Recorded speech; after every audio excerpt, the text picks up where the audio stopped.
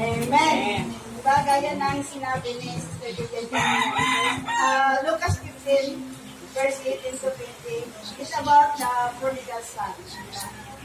Nababasa naman din natin yung story ng dalawang anak at may isang magulang. Diba, kung bakit ang isang anak ay lumayo. Lumayo sa Panginoon at lumayo sa kanyang mga magulang. Ang title nito is Amazing Grace. Alam mo ba kung ano ang Amazing Grace, diba? Powerful message of forgiveness. Tayo muna yung manalangin, dito natin mga oso. Nakikilang Diyos, maraming salamat sa umating dito mo dyan na pinagsulumuli sa aming Panginoon para makinig ang salita, Panginoon. Lord, sa oras nito, we invite your Holy Spirit, Panginoon, na pumilos sa aming Panginoon at bigyan mo kami ng tainang marunong makinig, Panginoon, at bigyan mo kami puso na handang tanggapin ko anong marinig namin sa oras nito.